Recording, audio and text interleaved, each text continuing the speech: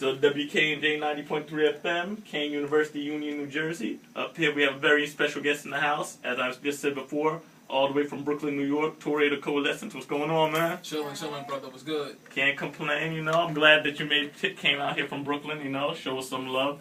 Absolutely. You gotta show love to the people that show you love. Reciprocate. You know Oh, what I mean? thank you. Like I said, man, I've known you for quite some time now. You're a very talented MC. I remember when you did the in-store Fat Beats for the Daily Conversations. I mean, now I find out from your own words where it was supposed to be a mixtape, then they made it an album. That's why I had an argument the other day. Somebody was like, no. I was like, no, that was his first album. They're like, no, that was a mixtape. So they said, no, his first album was with Marco Polo. I'm like, no, that thing's an album. Right. But you can explain to the people exactly what it was. Allow me to clear the air, shall yes. I? Daily Conversation the songs were compiled for a mixtape. You know, two of the songs that's on that project are Click and Get It Done, produced by DJ Premier and featuring my homie Sky Zoo. And what happened was Fat Beats approached me, like the 12-inch was selling so well. They was like, well, what else you have coming? And I was like, well, I got this mixtape I'm doing. And, you know, they thought it'd be a good idea to put it out for retail, you know, put a barcode on it and get some sales under my belt.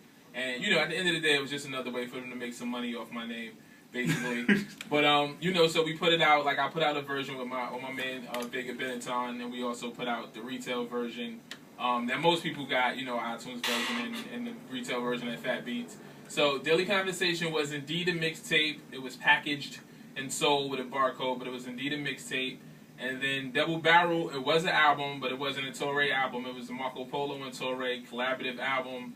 That means 50-50. That means, yes, he made all the beats and I wrote all the rhymes, but we collabed on that project top to bottom, from beat selection to song selection to, you know, content.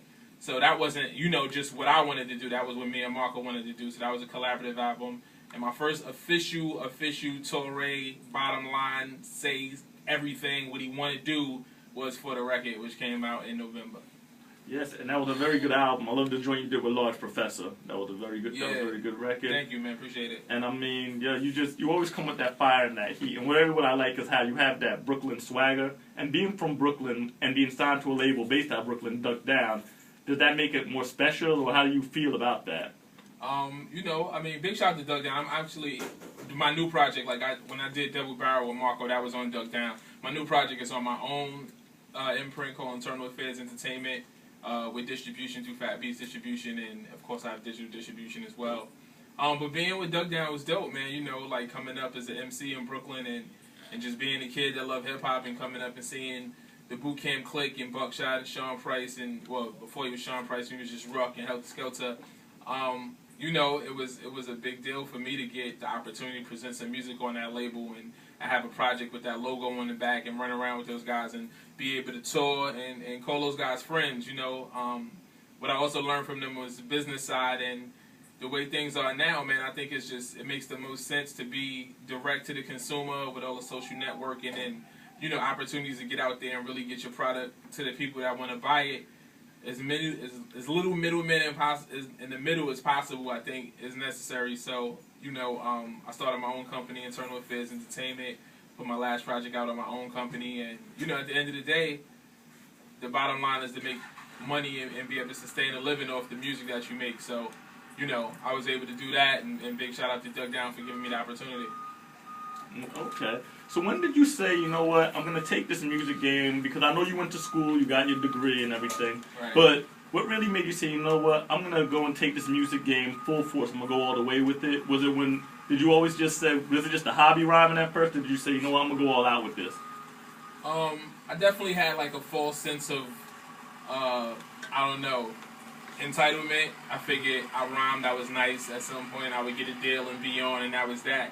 So even though I actively pursued it, you know, I would say I was maybe 94%, you know, at it, and well, maybe not even that much. Maybe like 89% at it, and then the other 11% I was just kind of like chilling.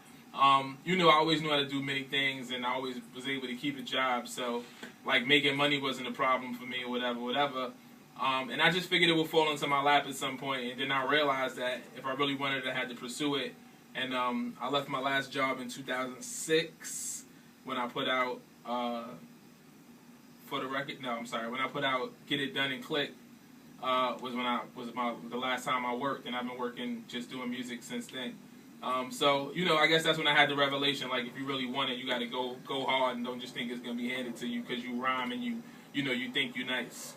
Okay. So, being with this latest project, you also put that you're going to be putting out for the record and this new EP I know you have coming out. Yeah. This new EP, are it different producers or is it like just? What it was when you're making an album, obviously you record. I don't record like OD, but I recorded a few joints. Like I did a couple joints with Ninth Wonder. I did a couple joints with Marco. I did a couple joints with Crisis. And then as I start to put the album together to tell a story, I picked the best songs to tell the story I was trying to tell. And I had these other songs that were left over. You know, not throwaways, not, you know, cutting room floor joints, just joints I didn't use on the album. And people kept asking for more music, you know, like the diehard Torae fans that had for the record and been living with it for a minute. They was like, yo, myself. They was like, where's the new music? And I was like, I just gave you an album. Like, I'm not even in that zone right now. And then I realized I had, you know, these other songs sitting on my computer doing nothing. So I was like, well, I'll put these records together as an EP and put it out for the people that just want some new music right now. But with all that being said, now what my question, what I was trying to lean towards is how I know you did your quote unquote you did the collaborative album with Marco Polo, and that was the one producer. He produced everything. Right. On this last project, I know you had different producers. Yes. Do you find it like different when you're working with other producers on a record, or is it when instead of just working with that one producer, saying, well, here's how? I think it was definitely a little simpler just working with one producer. You know what I'm saying? Like, we got in, we locked in. Once we came up with the concept and we knew exactly what we wanted to do with the songs, we just started working towards that. Whereas when you're working with an array of different producers, you know, you got to get, obviously scheduling is always an issue, and then you just kind of got to get them on the same page. So what I did before the record was try to go in the studio with every producer that I worked with. If it meant going down to North Carolina to get with Ninth and Crisis, or if it meant to go down to Virginia and get with Knot, so if it meant to go to headquarters and get with Preem, you know, I did that just so that we could get that collaborative spirit, you know, really happening in the studio. And I think that's the best way when working with a producer, because still guys, the way how people say, because now with technology, you can get producers from Europe and they can send you knockoff Primo beats. But it's true nowadays. No, thank you. But my thing with it is that I honestly think that the project comes out better when the producer and MC are in the studio. And the producer, chemistry. Yeah, the producer can say, well, ideas. Because it's one thing, anybody could sit there and write a song, because you have a lot of guys, from what I can see in general, who, not that they can't rhyme, but I'm sure you as an MC, you've experienced it where, like, you've done a track, you recorded, you're like, I want to go back and redo that again. Because a lot of people are like, there's such a rush to get this thing, to get the song done. But if it's you and the producer sitting there, he can say, well, maybe what if you said it like this on the beat? And you were like, okay, that's well. That's producing. That's the difference between being a beat maker and a producer. Some guys know how to make incredible beats but can't produce a record. You know what I'm saying? Like, the guys I work with are guys I looked up to and guys that are legendary. And, you know, they got that hardware. They got records out. They got classics. They got plaques on the wall. So anytime they give me some tutelage, some advice, I'm going to listen to it. You know, when Preem says, what I like to do is I don't like to punch in. If I lose a breath or if I miss something, I like to take it from the top and go over. Whereas DJ Premier is like, yo, if the rest of the take is great, don't just eradicate the whole take for one word. Just punch that one word. You know what I'm saying?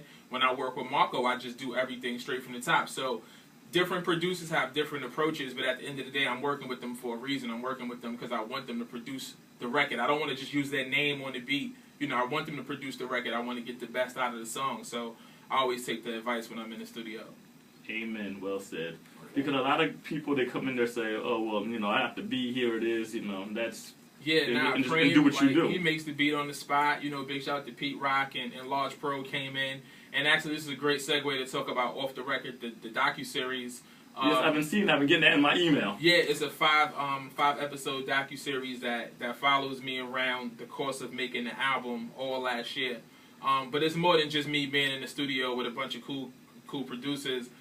You know, it shows my life. It shows the plight of an independent artist, somebody on the grind, somebody with a family with kids. You know, they gotta like leave a session in the middle of the day to go pick up my daughter from school, or it shows when I got the records at Fat Beats and I looked at it and it just shows so much of what people ask me about all the time. How'd you do this, or how do you do that, or what does it take to do this? I felt like it was a great opportunity for me to show them working on my last album. So if you haven't seen Off the Record docuseries, go to urbandaily.com or just Google search it. I think we up to episode 3. They come out every Wednesday in August. There's 2 more to come. This week's episode is great. It actually shows when I went down to North Carolina, when I went down to Virginia, and it might actually have some of A3C from last year as well, you know, showcasing the album to everybody down there and performing. So it's something that aspiring artists should see, business people should see, and just anybody with a dream, you know what I'm saying, whether you make music or you make art or you make sandwiches, like whatever it is, it shows that, you know, you can get to where you're going if you stay true to it and stick at it. So check that out for sure. Well, we're going to get into some of your joints right now, and we'll get back into the next part of the interview when we're done spinning a few joints. Yeah. And, you know, you're going to get into a freestyle later on. Thank you. In the streets right. every Monday night, right? 9 to midnight. This is going to change You know, we got Torae in the building, and we shall be back.